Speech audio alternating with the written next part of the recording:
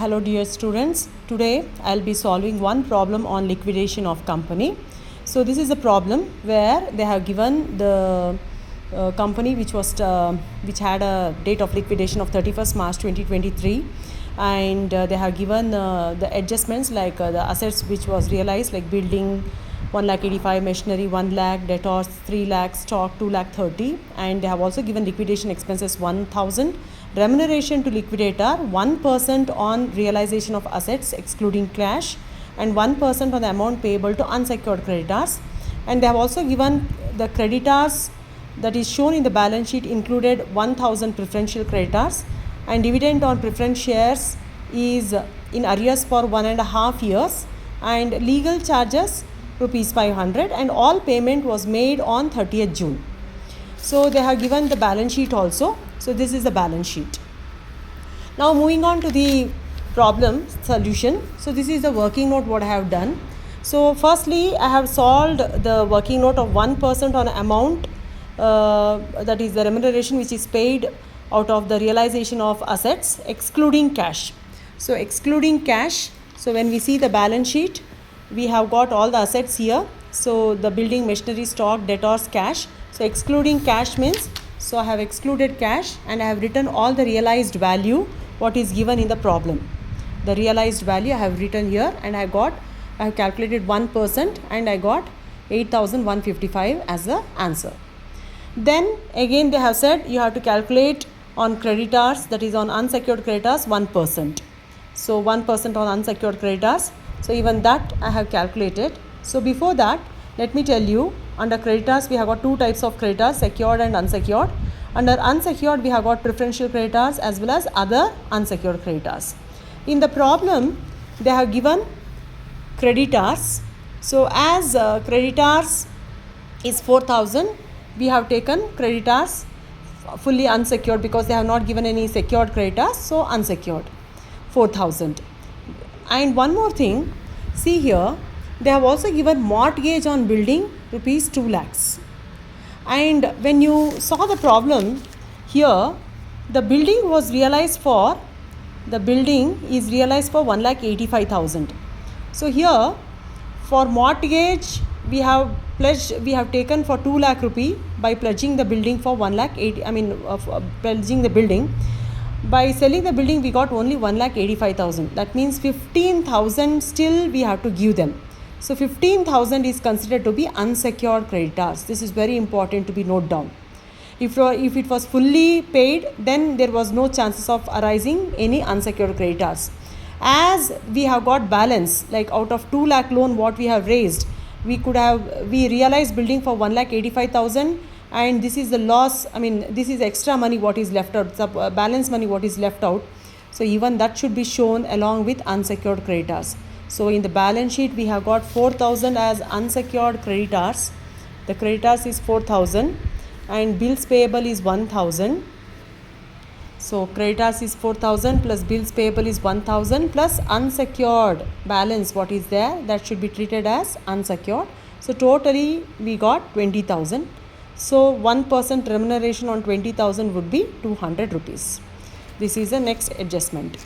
As well as after this, the next what adjustment they are telling is about the preference share dividend which is in arrears for 1.5 years.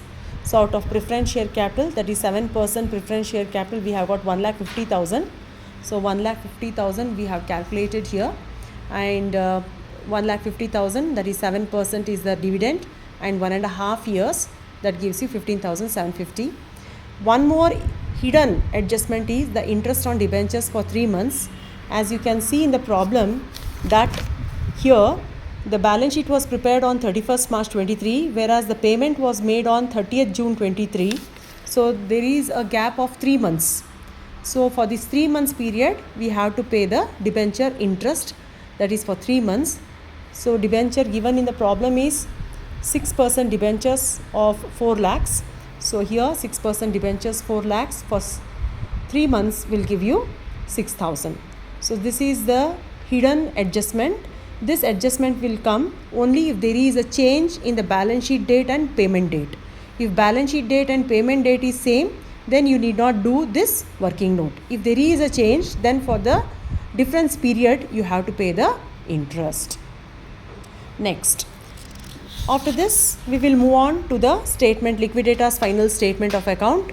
So as you all know, the liquidator's final statement of account, on the left hand side we'll write whatever the cash we have received and here the payment. So here in the balance sheet they have given the cash balance, that is 25,500. The same thing is been written here.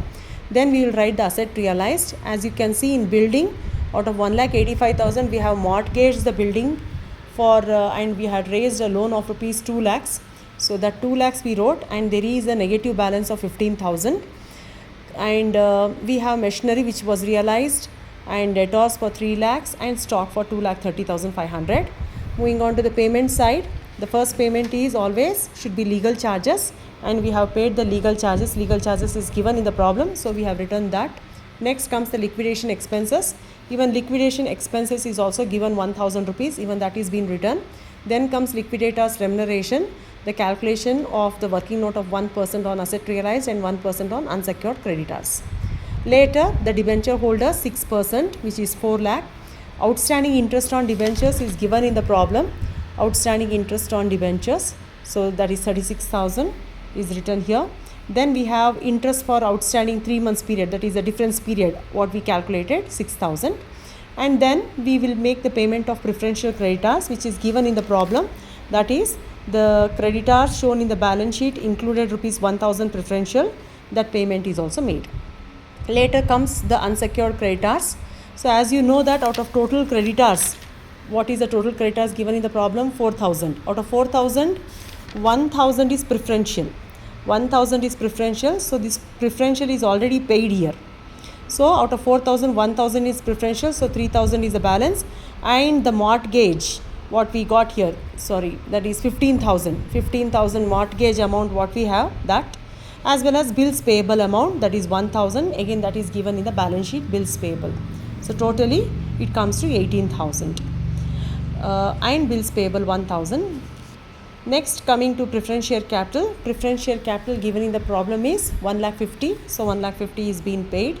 And then the dividend in arrears for that is 15,750, the calculation what we made. Then for the equity shareholders, the difference between the left hand side and the right hand side, that is out of 6,56,000. When you subtract all this amount, you will get this amount, that is 18,395. This is the amount that is payable to equity shareholders.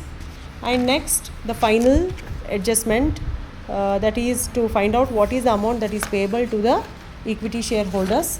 So for the equity shareholders, as you all know that in the problem they have given two types of equity shareholders, that is 3,000 equity shareholders of 10 each, and which is 8 paid up, and 1,500 equity shareholders of 10 each, 7 paid up.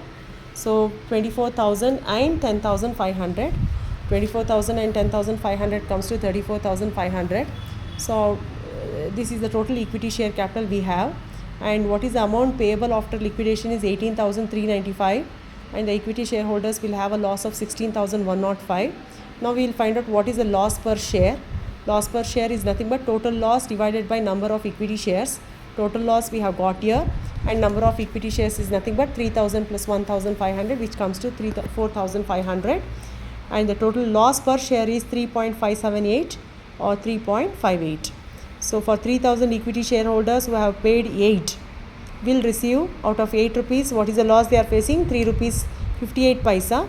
So the balance is 4 rupees 42 paisa they will receive. The 1,500 equity shareholders who have paid 7 rupees will receive out of 7 rupees, 3 rupees 58 paisa is a loss. They will be receiving 3 rupees 42 paisa. Thank you.